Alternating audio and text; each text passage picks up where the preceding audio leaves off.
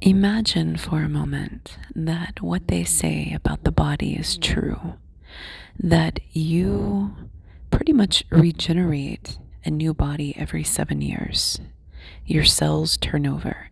And so when you are creating your own reality and manifesting, it is an optimal time around the 6 to 7 year mark, if you were conscious and aware of this window, to then intentionally begin to modify your physical form.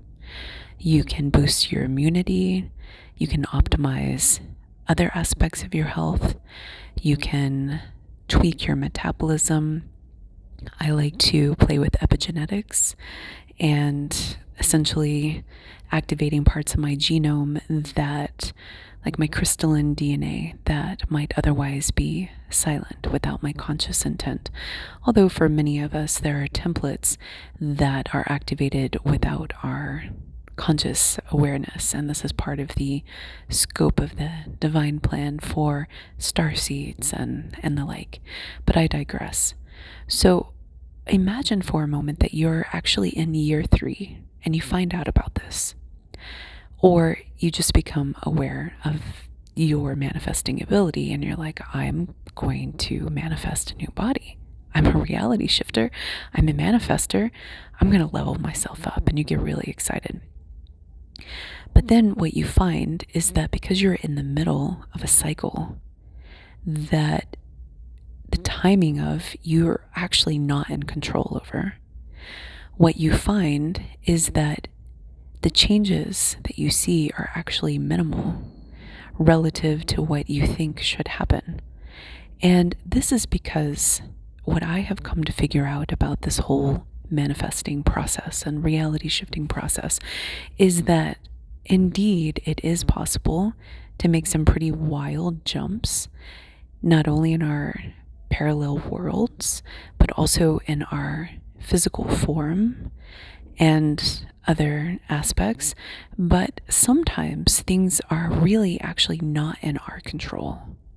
And what I see sometimes in the teachings of influencers and leaders in this particular space, now that I've opened myself up to receiving some of those, what I observe is that there's this almost like carte blanche attitude that's like, all you have to do is do this and do that and X, Y, and Z.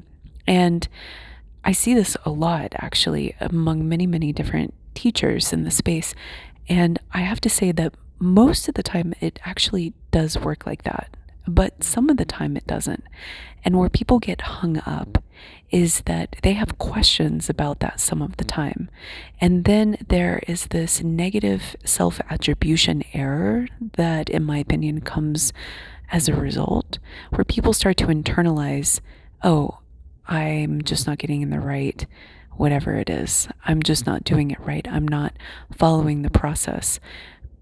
And they start to believe that there's something fundamentally wrong with them, or that it actually doesn't work. And this creates a spiral of negativity that I believe that we should collectively address differently and say that most of the time it is about these things, but some of the time it's about the cycle that you're in. And I like to harken back to astrology because astrology is all about cycles. For example, tonight is the end of 2023. It's New Year's Eve. And it also happens to be a quantum portal day, meaning a lot of people are shifting into a new reality, whether they know it or not, whether it's intentional or not. And it is for the better, in my opinion. I have no negative feelers out there that are telling me otherwise. And so there are shift windows that happen collectively that coincide with remarkable astrological configurations. And I'm not an astrologer, so I wouldn't dare pretend to be one, but I do follow astrology and some notable thought leaders and influencers in the space who've been doing it for decades. And what they say resonates with my own sense of timing and what I feel is happening. Because these planetary bodies are collections of mass and energy and all sorts of forces that move around us, assuming that you believe in this theory, right? I don't, for my flat earthers, just bear with me, right? We can still be subjected to collective energies, whether or not there are actual planets rotating around us. For most people, though, who buy the traditional narrative, then it's a lot easier. But we also collectively manifest certain cycles and events, and perhaps we call them planets.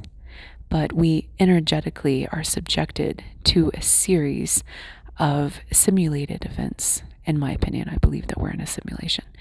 And so as a result, this helps us to push and prod and poke and ascend and to develop certain attributes and skills that we collectively call Earth School.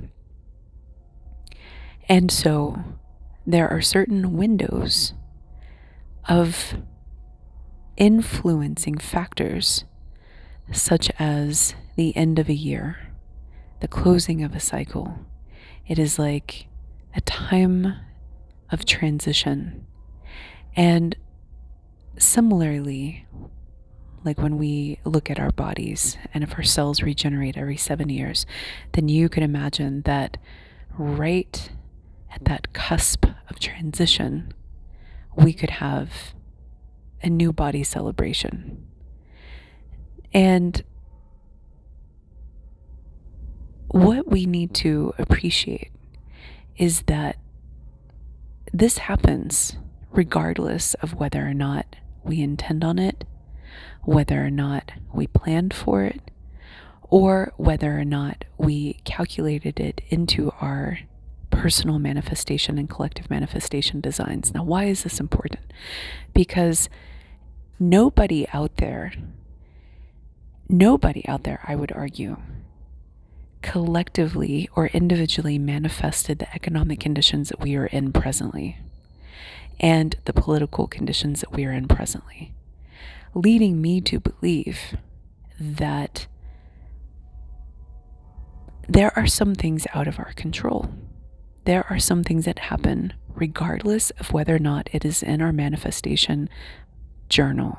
I was going to curse, but I don't really need to in this moment. So it's not all about X, Y, and Z and A, B, and C. Literally, logically, rationally, there is something else.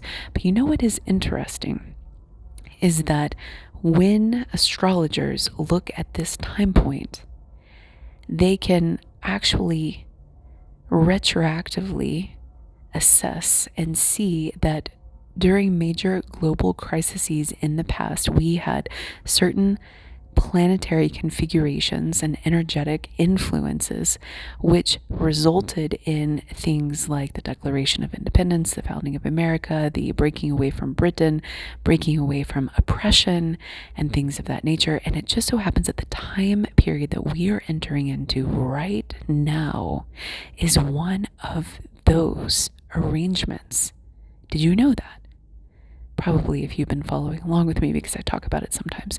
So if it is predicted by this system of thought that we call astrology, if it's predicted and nobody put it on their manifestation list, then it's likely a cycle that is outside of our control.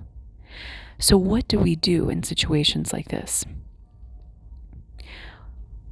We utilize our strengths and our abilities and our understanding and our wisdom to make something out of it, because this is the equivalent of society getting a new upgrade. This is the opportunity on the table if we don't succumb to the fear.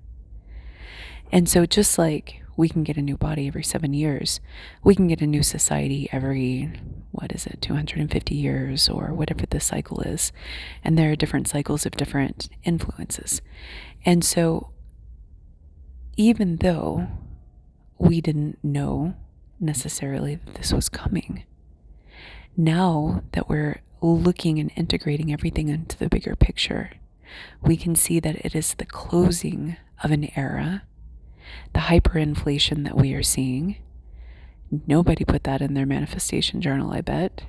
I'm going to manifest myself millions of dollars and losses. What? No. Like, nobody does that, right?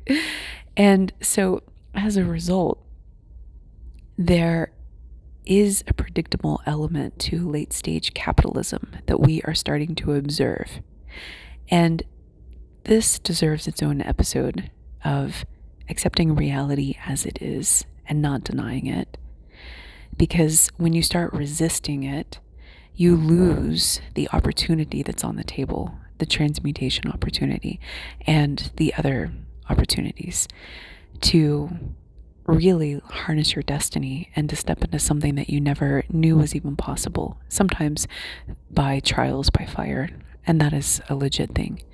But really, it is actually a golden opportunity, because as one society is crumbling and falling, a new one is starting to rise. So it's an opportunity to be at the forefront of that leadership change, of being an influencer in the new world, whatever the new world looks like. And I'm not talking about the scary, like, world order. I know people talk about this scary one. I'm not talking about that. I'm talking about the opportunity that we have to take this crumbling mess of clay and mold it into something else. And being at the forefront of that change and not shying away from it and not closing our eyes and turning away and just rigidly holding on to our manifestation book and just repeating our scripts to ourselves and pretending like the outside world is going to disappear. But we're not in a place like that. We're in a place of transmutation, meaning we are going through a convergence point. Everybody has, well, I can't say everybody, but a lot of people in the spiritual community talk about this convergence of timelines. This is what this is. We're going through a tunnel. And as we exit the tunnel, there are going to be branches of lifelines that split off and go into different parallel dimensions. If you sign up for the fear one and the hardcore fear narrative, some people are opting for that. Then don't be surprised when you go there, is all I'm saying. But if somebody is manifesting on top of you and driving you there without your knowledge, and your lesson is about spiritual wisdom and discernment, then you need to be sure that you're driving the car, and you need to be sure that you're selecting for the reality that you really want to go to and that is actually in alignment with you. And some people are not going to have a choice, unfortunately, for a variety of different reasons. And I don't have time to go into those reasons, but it relates to karma, your level of where you're at internally, your ethics system. Like, if, let's say, somebody that has created hell in the past is trying to leave what they have created, then, they might not be able to just go to another place and recreate hell. Like, collectively speaking, we have to analyze this from a higher perspective and say, if you're hell bent on creating hell, maybe you should just stay in hell, right? Oh, you want to leave hell to go, and it's like you want to leave Earth to go and do the same thing on Mars. I don't think so. No. How about we give you a simulated version of Mars and you can go fuck that up and pollute it and whatever it is. And I'm not talking about the Musk train, even though I know that that is a mission. It's no insult to the team at SpaceX or people that are working on that mission. It's a mentality, the colonialism mentality. It's like, oh, our planet is burning up. Let's go. Let's go. And then what are we going to do once we go there? We're going to do the same thing. Unless we have policies and procedures and certain levels of awakening in place. And then, we're not going to go and, let's say, run into a Native American tribe and kill them all, take all their resources and exploit their land and stick a flag in it and say, this is ours now. That's the thing that we've been doing over and over and over and over again that I think cyclically needs to stop. Or we should just go extinct. And I'm voting right now for extinction, just FYI. You can check out my Rumble channel for some of that. I'm going to not deviate too much. So the point is that we have predictable cycles that people don't always honor and recognize, in my opinion, especially if they're teaching about things like manifesting and reality shifting. And there is an element to reality that is outside of our control that can be worked with as reality shifting masters and as manifesting masters, but sometimes is not going to be straightforward, easy, or for the faint of heart. And sometimes it will be a challenging experience because that's ultimately why we are here. To grow, to power up, to level up. And you can't grow and level up and power up. Literally, you cannot power up without challenges and obstacles. And it is through that experience that you really go the extra mile. And I do believe that you can, to a certain degree, manifest like a muscular physique without ever going to the gym. Some people can manifest that for themselves. I would say that it's much easier to manifest a muscular physique, if that's what you're into, by going to the gym and optimizing your results much, much faster than any other average human. But you're still going and you're putting in the reps and you're putting in the time. And the spiritual leveling up process is kind of like that too, where you want to have some resistance, you want to have some opposition as you're lifting the weight, and you want to push yourself to the next level, to increase your power, to increase your fast twitch muscle fiber, right? And you want to, I love playing competitive sports. I haven't in a while, but it's just so fun because you really get to challenge yourself. There's something so beautiful about that. And I imagine that you could be great at tennis or great at whatever your sport is just by laying in your bed and imagining yourself playing tennis. But when you're out there actually mastering the strokes and accelerating at a high rate that is exceeding your wildest expectations, there's something so thrilling about that. And I believe many of us signed up for that thrilling experience and then being able to play competitively against an opponent that, it's not like a life or death match, right? But it's serious when you're in it. And you get that rivalry, but at the end of the match that you're fine with each other, and I see the yin and the yang integration of the shadow kind of like that it's kind of like a tennis match of our lifetime, that we're looking quote unquote evil in the eye and it's looking back at us. And really it's about all of us leveling up and integrating to the best of our skills and abilities. And I don't live in fear that evil's going to win, because it never wins. Just like the light never wins. What happens is this intermingling and a transmutation of lower consciousness, lower sentience, ultimately for the greater good. But sometimes it is painful. Sometimes it is dicey. Sometimes it looks a little grim. Sometimes it looks like you're going to lose. And then all of a sudden everything clicks and we're entering into a new world and we're doing things differently. And it's a much better experience for everybody involved, because ultimately we all want the same things.